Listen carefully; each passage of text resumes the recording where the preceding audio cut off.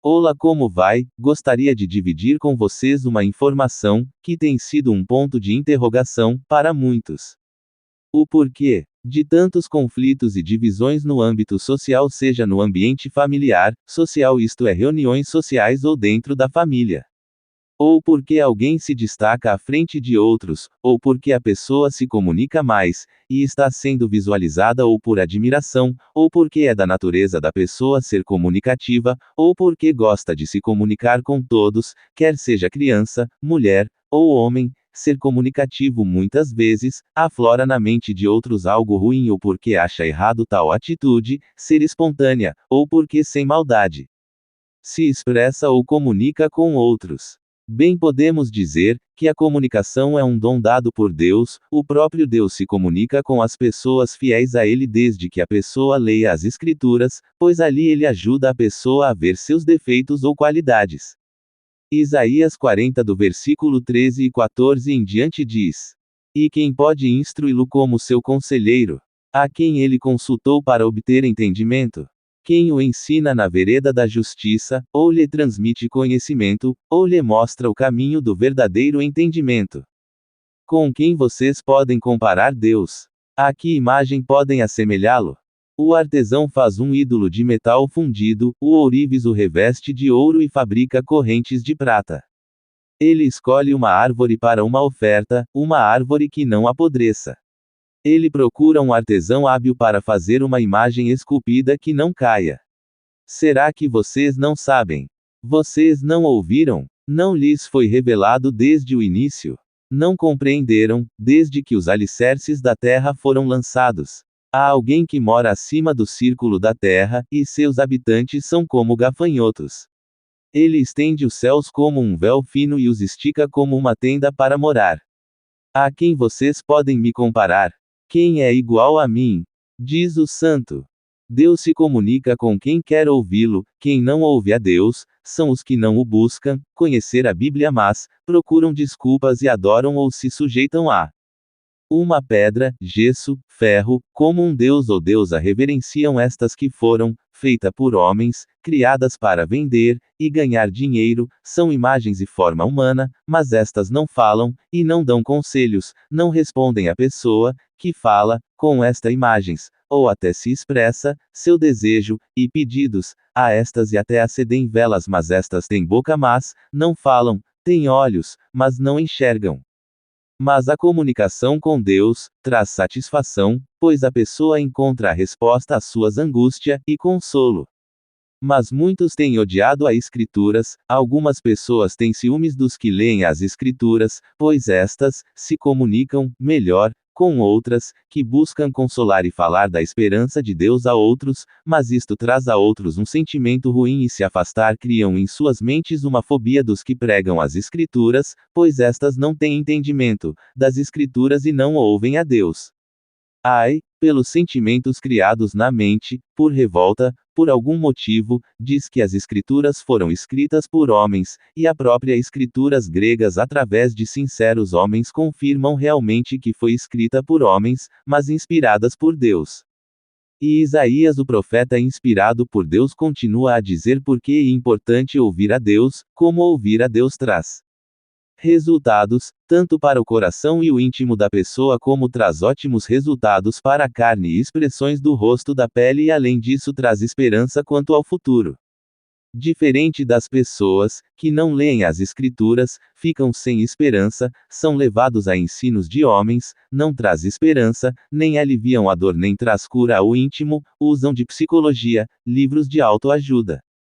Tiram até partes das Escrituras, mas colocam suas ideias explicativas, não inspiradas por Deus. Isso traz confusão, distorce a mente das pessoas, denigrem a palavra de Deus. Esta comunicação realmente traz em algumas pessoas sentimentos ruins, quando se diz que vai ler a Bíblia a elas, tornando-se uma fobia ou homofobia contra os que querem se comunicar com os que não leem as Escrituras, como diz um ditado popular distorcido, e como o diabo que foge da cruz. Outra coisa é o Desejo também quando revelado a outros, isto traz sentimentos ruins a outros, que ouvem, o sentimento e desejo de outra pessoa que se abre o coração, ou o que gostaria de ter no futuro ou suas metas, no futuro, isso desperta em outras um sentimento ruim. Por exemplo, comprar algo, ou adquirir algo, isso traz muitos conselhos, de outras pessoas, porque você já não tem. Por que adquirir? Você já tem isso. As pessoas se tornam inoportunas e metidas nos assuntos dos outros. Outro tipo de desejo que prejudica a outros é o querer. Não importa o quanto custe, esse desejo pode prejudicar outras pessoas, e um sentimento que vem do coração, um coração não baseado no ensino de Deus, mas do coração traiçoeiro. Olha o que diz o livro de Jeremias capítulo 9 versículo 4 em diante sobre o coração traiçoeiro. Que todos tomem cuidado com o seu amigo, e não confiem nem mesmo no seu irmão. Pois todo irmão é traidor, e todo amigo é caluniador. Cada um deles trapaceia seu próximo, e ninguém fala a verdade. Ensinaram sua língua a falar mentiras. Ficam exaustos de tanto fazer o que é errado. Você vive no meio de mentiras.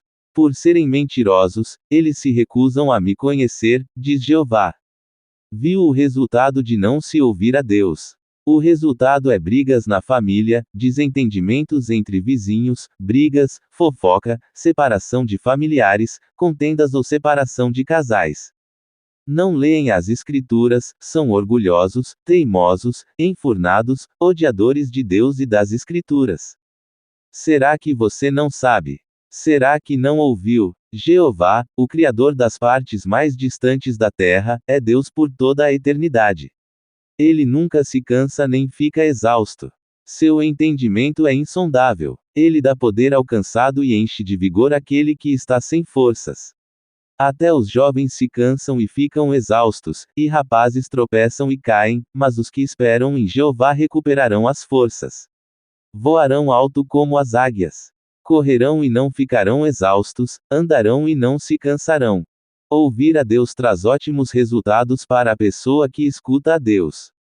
Na realidade, as Escrituras é como um manual para a pessoa se dar bem com as outras, e ter uma porção de paz. Os que não querem ouvir a Deus, levando suas vidas como querem, podem então prejudicar outras pessoas. Veja algumas coisas ruins feitas pelas pessoas. As obras da carne são claramente vistas. Elas são imoralidade sexual, impureza, conduta insolente, idolatria, ocultismo, inimizades, brigas, ciúme, acessos de ira, discórdias, divisões, formação de seitas, bebedeiras, alcoolismo, cigarro, drogas, vício. Sabe por que isso? São doentes espirituais, têm um espírito quebrantado, cheio de angústia, deprimente, solidão, cheios de infelicidades, não têm amor por si e por outros, têm as pessoas como objetos de prazer. Sim, um coração calmo é vida para o corpo, mas o ciúme é podridão para os ossos. Olha este conselho de Deus: o ciúme destrutivo, perigoso para quem tem ciúme, além de imaginar algo ruim, ou idealizar ideias erradas, pode influenciar na violência e até ódio ou assassinato entre casais, ou porque a pessoa se arruma bem, ou porque trabalha demais, ou porque não há comunicação entre ambos o casal. Mas, se vocês têm no coração ciúme, amargo, e rivalidade, não se gabem. O ciúme é muito ruim e doentio a ponto de pessoas buscar profissionais da psicologia. Não usem a mentira contra a verdade de Deus. Essa não é a sabedoria que desce de cima, é terrena, animal, demoníaca. Porque onde houver ciúme e rivalidade, ali haverá também desordem e todo tipo de coisa ruim.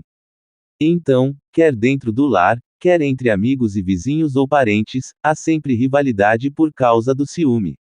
E o que dizer das guerras? E implantado na mente das pessoas. Alguns dizem lavar a mente, ou doutrinar a mente, ou dominar a mente. Através de ensinos, ou por ordem, ou religiosidade para o mal, não para o bem, para fazer o mal, preconceito de raça ou cor, ou a violência racial, mas agora a doutrina que ajuda as pessoas a serem educadas, ser respeitosas, a aceitar as pessoas assim como Deus as vê, sem preconceito, ou raça ou nacionalidade, mas se importar com outras, isto é ser ótima pessoa sendo bons cidadãos, pagadores de impostos, que respeitam o país e suas leis, isso se chama educar, não como dizem doutrinar a mente. Mas muitos buscam denegrir a boa educação, baseada nas escrituras, através de filmes e redes sociais, faladas por pessoas sem uma organização pessoal, muitas vezes se tornam instrutores de si mesmo e de cegos ouvintes. Para colocar suas desculpas, por se afastar ou por se revoltar contra o que é bom por motivos pessoais, vão as pessoas para fomentar revoltas por não aceitarem a disciplina das escrituras e dos responsáveis de vigiar as almas dos congregantes de uma organização. Assim também e com as pessoas, que bastam para levar outras a cometer revoltas, distúrbios, contra a lei, ou princípios, muitas vezes vemos multidões, sair às ruas para vindicar suas ideias, suas leis que querem impor, como alternativo aos patrões, sociais e educacionais. Tiago, outro homem inspirado, diz. Capítulo 3. Quem é sábio e entendido entre vocês? Que ele mostre, pela sua boa conduta, obras realizadas com a brandura que vem da sabedoria.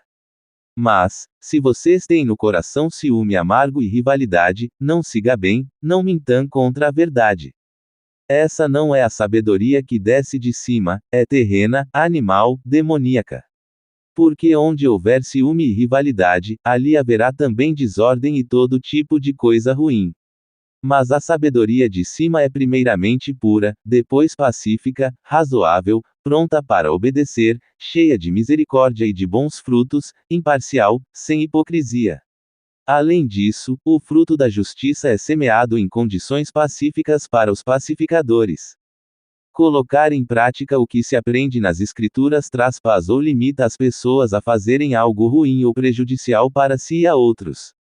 Ninguém mais conhece bem o ser humano que o próprio Deus, por isso ele usa as Escrituras, para ajuntar os humildes e sinceros, não com uma humildade fingida que é própria para quem bajula homens, quer autoridades ou alguém em um patamar maior, quer governo, mas a Deus eles não têm temor. Pois todos nós tropeçamos muitas vezes. Se alguém não tropeça em palavra, é homem perfeito, capaz de refrear também todo o seu corpo. Se colocamos freios na boca dos cavalos para que nos obedeçam, guiamos também todo o seu corpo. Vejam também os navios, embora sejam grandes e apelidos por ventos fortes, são dirigidos por um leme muito pequeno, para onde o timoneiro deseja ir. Do mesmo modo, a língua é uma parte pequena do corpo, mas se gaba de grandes coisas. Vejam como basta uma chama muito pequena para incendiar uma grande floresta. A língua também é um fogo. A língua representa um mundo de injustiça entre os membros do nosso corpo, pois contamina todo o corpo e incendeia por inteiro o curso da vida. Suas chamas vêm da gina. Pois toda espécie de animais selvagens, de aves, de répteis e de animais marinhos pode ser domada e tem sido domada pelos humanos. Mas nenhum humano pode domar a língua. Ela é indisciplinada e prejudicial, cheia de veneno mortífero. Com ela louvamos a Jeová, o Pai, e com ela amaldiçoamos homens que vieram a existir, à semelhança de Deus. Da mesma boca saem bênçãos e maldições. Meus irmãos, não é correto que as coisas sejam assim. Será que uma fonte faz brotar pela mesma abertura água doce e água amarga? Meus irmãos, será que a figueira pode produzir azeitonas, ou a videira figos? Assim também a fonte de água salgada não pode produzir água doce. Quem é sábio e entendido entre vocês? Que ele mostre, pela sua boa conduta, obras realizadas com a brandura que vem da sabedoria. Mas, se vocês têm no coração ciúme amargo e rivalidade, não siga bem, não mintam contra a verdade. Essa não é a sabedoria que desce de cima, é terrena, animal, demoníaca. Porque onde houver ciúme e rivalidade, ali haverá também desordem e todo tipo de coisa ruim. Mas a sabedoria de cima é primeiramente pura, depois pacífica, razoável, pronta para obedecer, cheia de misericórdia e de bons frutos, imparcial, sem hipocrisia. Além disso, o fruto da justiça é semeado em condições pacíficas para os pacificadores. Assim, façamos o máximo para entrar nesse descanso, a fim de que ninguém caia no mesmo padrão de desobediência. Porque a palavra de Deus é viva e exerce poder, e é mais afiada do que qualquer espada de dois gumes, e penetra a ponto de fazer divisão entre a alma e o espírito, e entre as juntas e a medula, e é capaz de discernir os pensamentos e as intenções do coração. E não há criação que esteja escondida da vista dele, mas todas as coisas estão nuas e abertamente expostas aos olhos daquele a quem temos de prestar contas. Portanto, visto que temos um grande sumo sacerdote que entrou nos céus, Jesus, o Filho de Deus, apeguemo-nos à nossa declaração pública sobre ele. Pois não temos um sumo sacerdote incapaz de compreender as nossas fraquezas, mas temos um que foi provado em todos os sentidos como nós, porém sem pecado. Então, com confiança, aproximemo-nos do trono de bondade imerecida, a fim de receber misericórdia e achar bondade imerecida para nos ajudar no tempo certo.